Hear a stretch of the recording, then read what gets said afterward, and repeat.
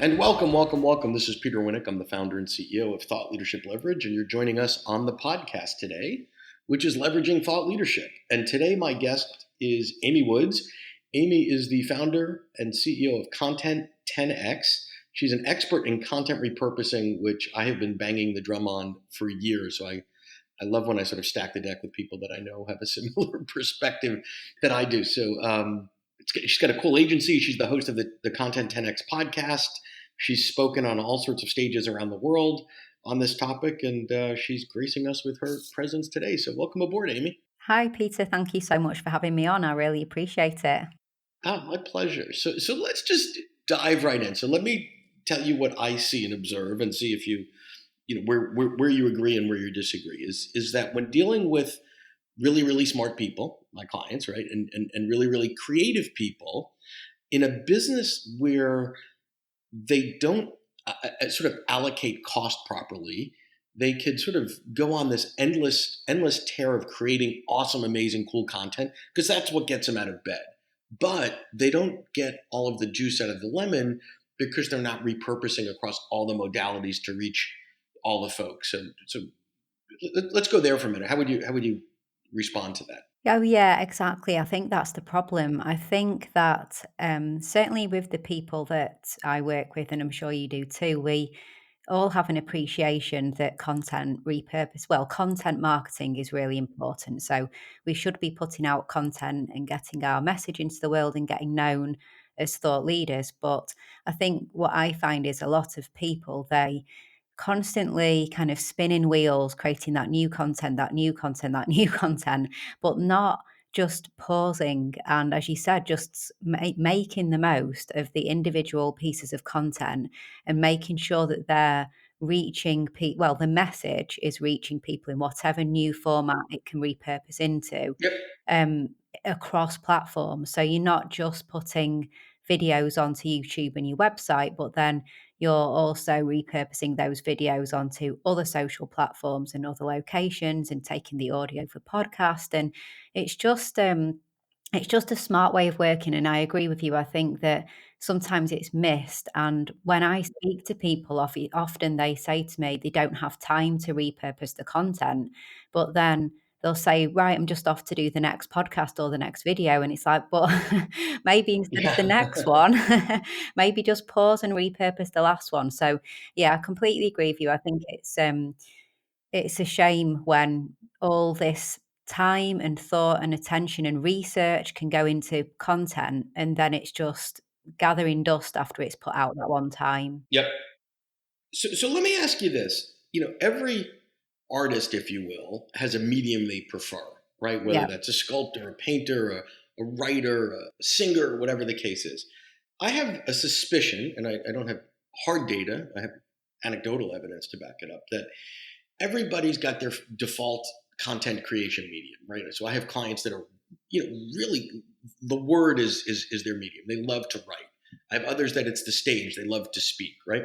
And what happens is, if I'm a writer and I'm not, right? So I just assume the world is all like me. And if I like to write, stuff, then I just assume everybody likes to read because that's me.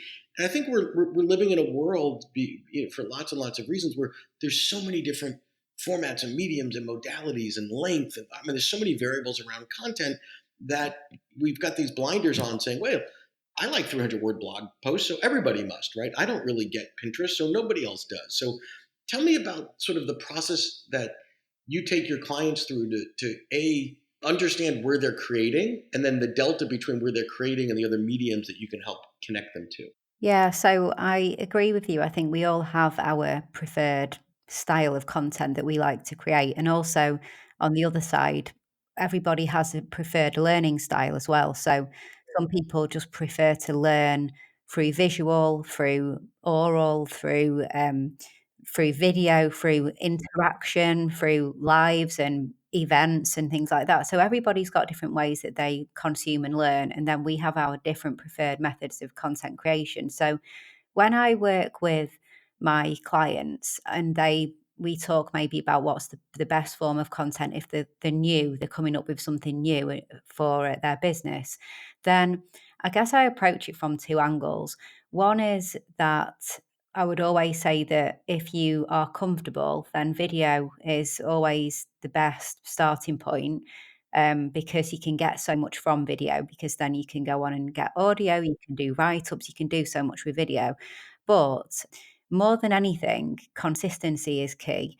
And I don't like to set anyone off on a path of creating content in a particular medium that they're not that comfortable with. Like, not everyone's gonna be comfortable doing live videos, not everyone's comfortable on camera, not everyone's comfortable speaking, and if you set off on this journey of becoming a podcaster when you don't actually like it, or when you set off on video, you don't actually like it, then content creation becomes a chore, then you don't stay consistent because you're not really enjoying it and you're not comfortable. So I want to push on that for a second though. So I think because I agree is that oftentimes everybody, people say, "Oh, Facebook Live is pretty intriguing now. LinkedIn Live is pretty intriguing," and then there's some folks that are like, I'm self-aware, I'm introverted, whatever it is. I don't. It doesn't feel comfortable for me. So I can either force it, which means it's not the optimal content I have the potential to create, or more likely than not, avoid it, Yeah. right? and not do it consistency. So you're saying even though there's all these other modalities, you don't have to turn an apple into a pear, right? Like just find your thing and stay with that. Yes, I think exactly, because I think consistency is so, so important, and it's better to be consistent than, inconsistent with something that maybe could reach a broader audience. But actually, let's be consistent with what you are comfortable in creating, and then let's look at how we can repurpose that across other formats, and also having that audience lens as well. So I had a client who was wanting to do a weekly Facebook Live, and he was really just uncomfortable going live. It showed, it carried on for a while, it wasn't going all that well, but funnily enough, really, if he assessed his audience, they weren't the kind of audience that would consume Facebook Live content as well. So it was, it's time to sit down and say, okay, you don't seem as comfortable doing it. And actually, when he just did a pre-recorded video, he was wonderful, but the concept of being live really got in his head, and he was struggling to get over that. So we said, come on, let's do pre-recorded instead, because no one's joining you live. So Yep. So what's what's the the difference, difference? right? Yeah, exactly. No one's joining you live. The only difference is you're putting yourself in a position where you're uncomfortable because you know it's live. So let's pre-record it. We can do editing. We can do jump cuts. We can make it so much better. Yep. Your audience will just watch it when they want, because they were a corporate audience, and he was trying to put it out on like a Friday evening when they were all having a glass of At wine the and pub. watching Netflix, yeah. So, well, that was best for him, it wasn't best for his audience, and so I think it's looking at it from both angles, isn't it? What are you comfortable with, and what will mean that you create the best, most quality content that you can create to share your message? If you're enjoying this episode of Leveraging Thought Leadership, please make sure to subscribe. If you'd like to help spread the word about our podcast, please leave us a review and share it with your friends. We're available on Apple Podcast and on all major listening apps, as well as at thoughtleadershipleverage.com/podcasts.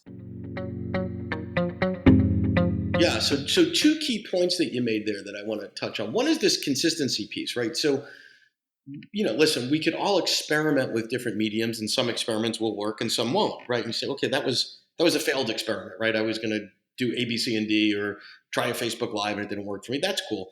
But once you say, listen, I'm going to be a podcaster, I'm going to blog, I'm going to fill in the X, I think that consistency is critical. And one of the evaluations that we do when bringing on a new client is take a look at that consistency, right? So someone's got a blog, and you can sort of map that against the gaps in their calendar versus they made a commitment to do it, whatever, 3 times a month.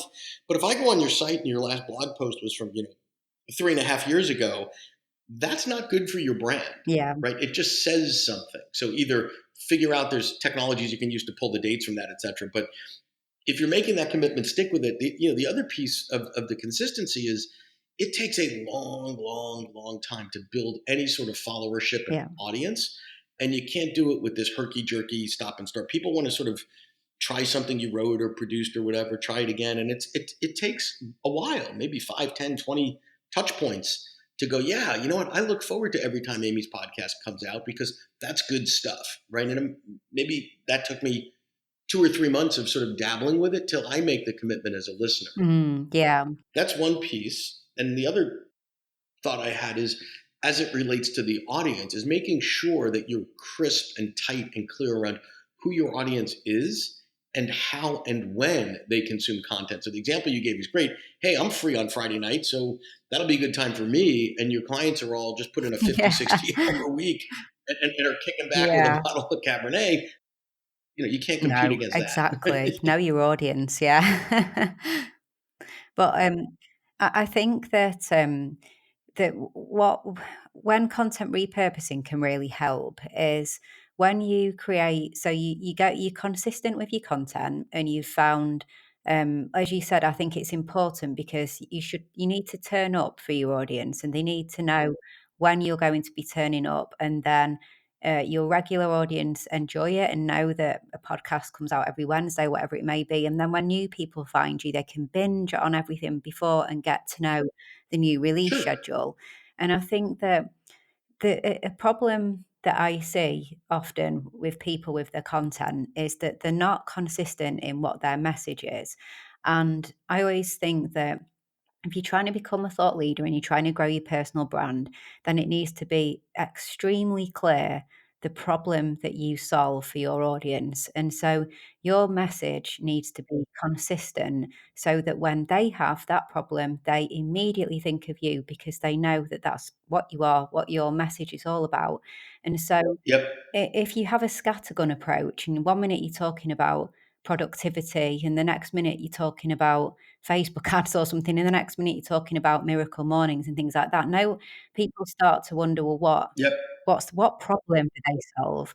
I think you're 1,000% right. I was touching earlier on the consistency in terms of the cadence Yeah, and the frequency, but the consistency on the message. I mean, it is the number one mistake that I see folks make because again, you and I are both working with really really smart people, and if you said to them, give me 5 things that you've got a perspective on, expertise on, something to say, yeah, they can go all over the place. But the reality is, I need to know that when I tune into Amy, I'm hearing about content repurposing, and you're banging that drum yeah, almost ad nauseum. But this way, you're the repurposing woman, right? That is your platform. And I always work with clients on the front end to say, solve for X. You're better than everyone else at what? Not you're a silver medalist in 12 things. What's your gold medal? yeah, And how do you stay on point? And it may actually, quite frankly, bore the heck out of you as a thought leader, but it's not about you. I mean, we're all doing this to increase the awareness of our brand and find new clients and share information and all those other things. yeah, exactly. So sometimes you have to hold back. Perhaps you do know, when you and I spoke previously. I mean, I've got a corporate background previous to Content 10x, and I could be talking about organizational change and business transformation and mergers and acquisitions and things like that. But why would I do that? Because I don't want people to start to think of me for things that I currently don't have a business offering on. It's nothing to do with ultimately the funnel that I want to take people through for my business. I'm creating content to grow my brand and grow my business. So I don't want to kind of muddy the waters with messaging that isn't consistent. So it's consistency of what you're putting out, the frequency, turning up, and people being aware of the content you create and when it comes out, and then that consistency of messaging. And then to top that off, when you then repurpose the content, so let's say you have a podcast and then you repurpose that podcast episode into audio snippets for Instagram and Facebook and places like that, quote graphics, a nice blog post, articles for other sites. It's all repurposed from that first message. So again, Sure. the message is consistent. It's just different formats and different ways of expressing your views and opinions, keeping Totally. everything Totally. aligned, everything consistent, but reaching totally new and different people that maybe would never listen to the podcast, but they enjoyed the blog post or they enjoyed the Yep. video. So, it's all smart ways of working that ultimately save you time as well. Big time. Yeah. So one is, the discipline that it takes to stay on point isn't No. easy. It's tempting to, sort of, well, that's sort of kind of close to what I do, or it's not that distance, or I do have an opinion on it, or it is interesting to me, you got to stay on point. Number one. Number two, and this ties back to the audience piece. This to me, as an example, is a good use of your time, right? Because my audience are people that obviously I work with and want to work with, and are aligned to what you're talking about, and you could be helpful for. So I know that when I'm getting solicited to be a guest somewhere, at first it's flattering. Oh, lovely, somebody wants to hear what I have to say. But I've sort of flipped that and said, wait a minute, what's the theme of this podcast, and who's the audience, and does that line up to my goals and objectives, right? And if it doesn't, they might be lovely people, and it might have been something interesting to do, but more often than not, I'm going to say no to that. Yeah, exactly. I completely agree with you in terms of, going beyond like your regular forms of content and having opportunities come your way and then assessing, the audience. And I agree. Like, if I was asked to go and speak at an event, but then I was given a topic and it wasn't on brand for me and what I want to talk about, which is always some kind of repurposing angle, I'd say no because I'm not gonna talk about, Twitter or something like that on a stage. Right, Um, and right, and I right. agree with you. I had a request, a couple of days ago to speak at an event, and, the email said there'll be 1,500 people and, a little bit about them. And I got exactly the same. It's flattering, it's great, but here's 10 more questions. What's the demographic? What kind of people? Will I be on the Sure. main stage or will I be in a breakout room? If I am, is it tracks? What track will I be on? That kind of thing, because it's Yep. so important to know these things, isn't it? To assess whether it's worth your time, because is it right for you and is it right for the audience? Yes. So last area I want to touch on is your core. So when we talk about content repurposing, so there is the let's talk call it the theoretical and the applied. So I think at the philosophical theoretical level, more people than not are starting to understand the power and the value and the concept, Yeah. right? The second piece is where people sort of fall down or need help is geez, I don't want to do that. I don't know how to do that. Like, what do you mean? Like, you just threw out a couple of things there that you just threw out quick, quick, quick, because it's what you do in terms of an audio snippet into a Facebook Live. Now, I know there's people scratching their head going, oh my God, how do I do that? Right. So I think people often get stuck because there's some pieces where they say, oh, I think I could take a blog of mine that worked and then turn that into a video. That conceptually makes sense. But then there's this massive gap between whether it's technology or just whether it's areas that they're not fluent in. So talk to them about the power of getting some help, whether it's an internal resource or obviously someone like you to do it well, do it effectively, cost effectively, and consistent.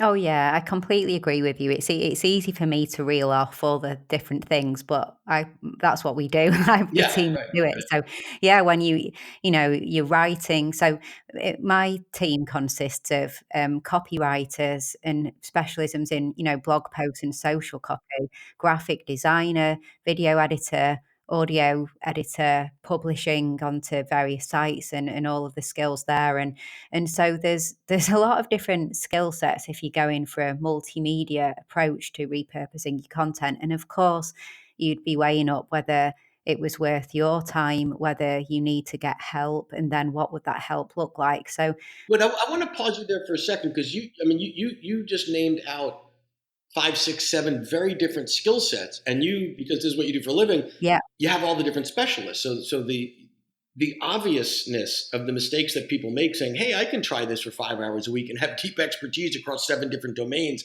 That to me is the flash of the obvious that goes, yeah. geez, why am I even trying to do this on my own? I know. And I also think that sometimes a mistake people make is they think, okay, so that skills, there's so many different skill sets and not one person is going to excel in all of that. And Yep. again, people either they try and do it themselves, which is a challenge and probably not the best use of time, or think that one VA, let's say, let's hire a VA and they can do all of this. But Right, right, the right. person who can do good graphics is not going to be the copywriter, and the audio editor's not gonna, be doing writing either and things like that. So it's not one person either.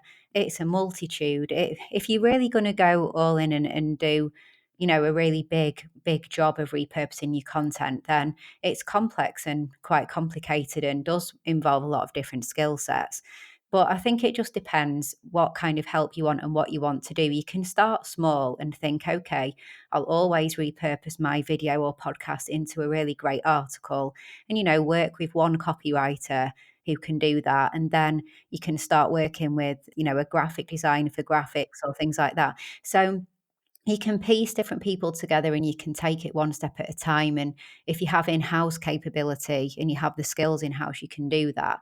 I think, the reason I started my business was recognizing that, and recognizing that even if you then had a copywriter, a graphic designer, a video person, etc., you have to then manage them. You have to, Sure. so then you add in hours of your time to liaising with them, managing the process. And that's why I came up with my idea, which was actually you'd outsource the whole process and just have a team of people who know what they're doing that just take it and do it in a very light touch way for you with no management oversight. But yeah, it absolutely depends. You can do it small, you can take it one step at a time, you can piece people together, or you can just do a full blown outsource. Yeah, obviously the preference there, but no, I like the idea of starting with one. Find Yeah, because everything becomes overwhelming when you try to start. So the human nature is such to say, well, I just won't start. Right? So exactly. if Yeah. you right, so if you said the goal is let me get one copywriter to transcribe my audios or whatever, and then taste a little bit of success and go, wow, that really worked, and then sort of grow into it. So this has been fantastic, Amy. I really appreciate your wisdom and your insight. You're joining us. And any final to dos or not to dos to throw out at folks? You know what I would say if I could give a big Sure. tip? It would be, don't make your content repurposing this afterthought, but when you're creating your original content, whichever you create, think about what you might repurpose it into before you create it. And then you have that plan in place, and you'll probably find that you create your content a little bit differently when you then know what you're going to go on and turn it into. And it will make everything repurpose a lot more easier. So, don't make it an afterthought. Have it as your strategy from the beginning, and and you'll really see some benefits from that. I think that would be my advice for anyone listening. No, fantastic advice, wise advice. Well, I appreciate your time. Thank you so much for spending your time with us today. And thank you so much. No, thank you so much for having me on the show. It's been a real pleasure. So thank you.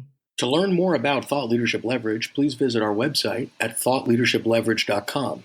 To reach me directly, feel free to email me at peter@thoughtleadershipleverage.com. And please subscribe to Leveraging Thought Leadership on iTunes or your favorite podcast app to get your weekly episode automatically.